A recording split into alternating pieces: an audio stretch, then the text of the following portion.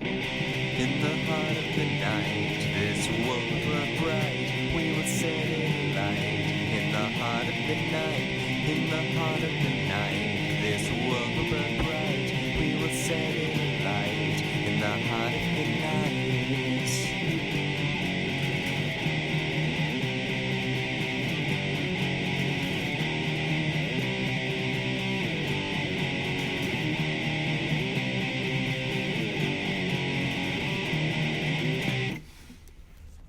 Hello everyone, I'm Anthropomantic Fiend, and I do horror-related things on the internet. Before I get into the review, I just want to thank everybody who has gotten me to 300 subscribers again. I've since surpassed that, but I've been wanting to do a contest for a long time. I sorta kinda did one when I hit 100 subscribers, but that wasn't really a tangible prize sort of thing. It was more me making a video requested by somebody. But I really do want to do a contest this time, and I should have the contest video up not by tomorrow but by the following Sunday at the latest, so be on the lookout for that. Anyway, today I'm reviewing King of the Zombies. This movie came out in 1941 and is probably best known for starring Manton Moreland, who was a popular comedian at the time. Three men who are on their way to I don't even remember where, but they're in a helicopter and they end up crash landing in the middle of a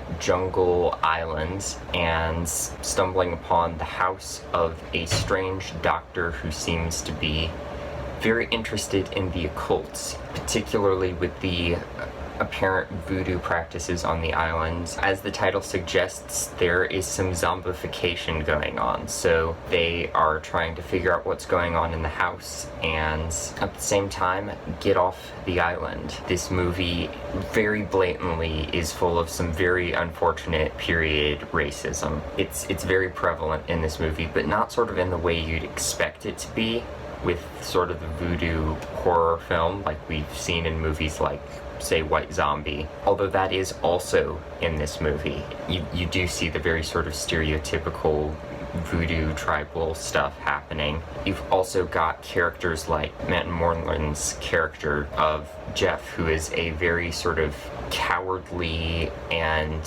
somewhat dim-witted character and is very played up as a very sort of jokey character, and he was again a popular comedian at the time. He was even offered at one point to be a part of the Three Stooges, which would have been interesting. In the later half of the 40s, his portrayals of black characters was considered incredibly demeaning. Roles like the one in this movie are definitely very, very demeaning. But on the flip side of that, that meant that he was really out of work, which was very unfortunate for him until around the 60s, when I think he started being able to do stuff again, but around then he had some health problems which led to his death. His character is interesting because it's him, he's a good actor, he has good comic timing, but again, it's a total racial stereotype, and it's awful. The same goes with the other sort of servant characters in the house who he has a lot of banter with. They're well-acted characters, but they're total awful racist stereotypes. But ultimately, the most likable characters in the movie and the most interesting characters in the movie, they have an attitude and a snarkiness that the other really bland characters in the movie don't have. The dialogue that Manton Moreland's character and the other black characters in the movie get is painful to listen to because it's just, again, it's really stereotypical and it hurts. He kind of felt more like the main character of the movie to me than any of the other characters. I do think he deserves to be recognized as an important comedian who opened the doors for a lot of other black actors at the time, but again, the characters he played were very demeaning and stereotypical, and this is not a positive or progressive portrayal of black characters in movies at all. It kind of hurts to watch. But I do think you should look into Manton Moreland as a person more. I'm actually going to link a clip of him from a different movie below and an article I found regarding this movie and maybe just his IMDb profile, just so you can look into him as a person, because I think he does deserve to be recognized. The main characters are really bland. There's two guys there who are just kind of One of these two guys is apparently supposed to be Irish. They bring it up a couple of times. It's kind of weird that they do, because there's nothing really about him to indicate that he's Irish at all, except that they bring it up. And he's like supposed to be very obviously Irish too. There's a whole like talk that the doctor on the island has about like ancient Celtic soul transference rituals, and he makes a sort of little line about, as sure as there are shamrocks in Ireland, this thing, and this thing, but he doesn't have an accent. There's nothing about him that's obviously Irish, even in like a stupid stereotypical way. He's just a guy. If they didn't bring up the fact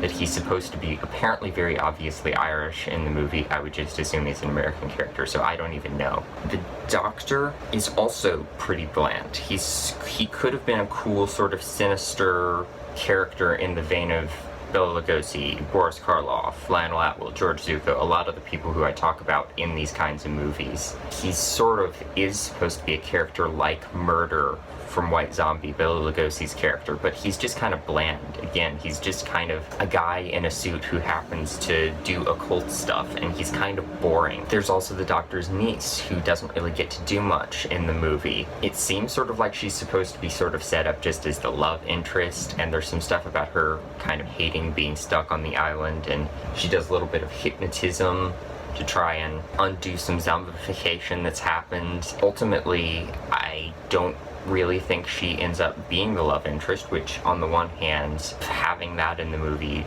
shoved in there is just kind of like, okay, whatever, but she doesn't really do much of anything in the movie. She does have like a damsel in distress moment, which was kind of but yeah, she's just sort of there, and I kind of forgot she was there. And the music in this movie does actually feel like a lot of the typical horror scores of the time. They try to incorporate some sort of tribal elements into it at points, but it really is a lot like every other horror movie score I've heard from this time, which is interesting because if the internet isn't lying to me, which admittedly it has sometimes, apparently this movie was nominated for Best Music in 1941, which is really interesting to me. I'd be interested to know why people really liked the music in this movie at the time. The character of the Doctor, again, I compared him to Murder from White Zombie. He's kind of gone a step further from Murder, who has sort of tried to find this woman and make her into his zombie wife. Well, Murder does that for another character in White Zombie, but here the Doctor has actually zombified his own wife and sort of tells everybody that she's suffering from a rare jungle disease that we're trying to cure, and she's not all there right now, but she is sort of just walking around dead-eyed and staring, and it's pretty clear she's a zombie from the very beginning. The zombies in this are interesting because they're pre-George Romero's zombies, which are more based on the vampires from I Am Legend, aka Last Man on Earth, aka the Omega Man, etc., etc. These zombies are sort of implied at one point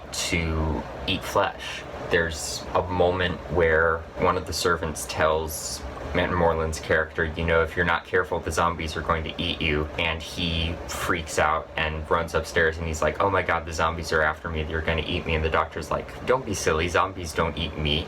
And he's like, that's not what I was told. Maybe it was a joke, but it sort of implied that they eat flesh, which was not a thing at this point. Zombies were not the ghouls in Night of the Living Dead. They were more of the Haitian voodoo type thing. There is sort of this nod to vampires with these zombies as well later on, because apparently zombies are not supposed to have a reflection in a mirror. I don't know if they were just, that's a thing, or they were just borrowing from vampires and needed something to sort of test whether or not someone was a zombie, but I just thought that was kind of interesting. While there's some sort of mystery solving on the part of the main characters, it's more really about Moreland's character doing sort of a boy who cried zombie thing, where he's insisting, oh my god, there are zombies everywhere, and everybody's like, don't be silly, zombies aren't real. And the servants in the house are trying to keep it quiet and sort of deny anything because they know that the doctor is probably going to kill them and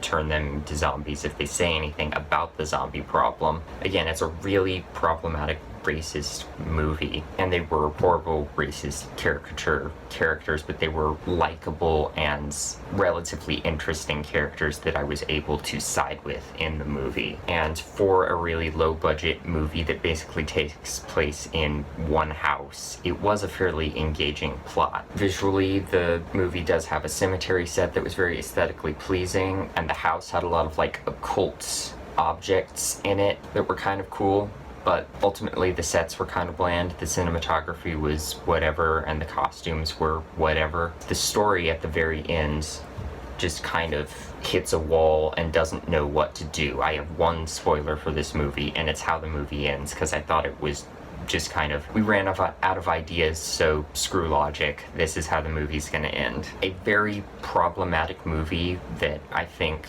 does deserve to be looked at still for the sake of Moreland and recognizing Kim as a person. And it is a decently made movie in terms of storytelling, but it is kind of boring in other places and really hits a wall at the end. So check it out if you want to, but don't really expect anything of a masterpiece, and be prepared for some serious period problems with it, because it kind of hurt to watch. That is my spoiler-free review of King of the Zombies. Here's the one spoiler that I have.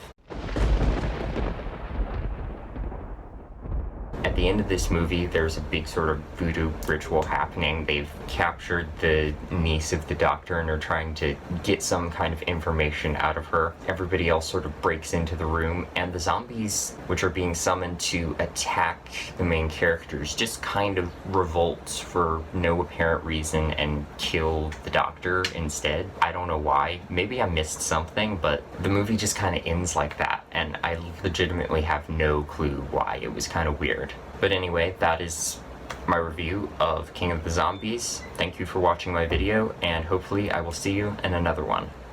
Bye.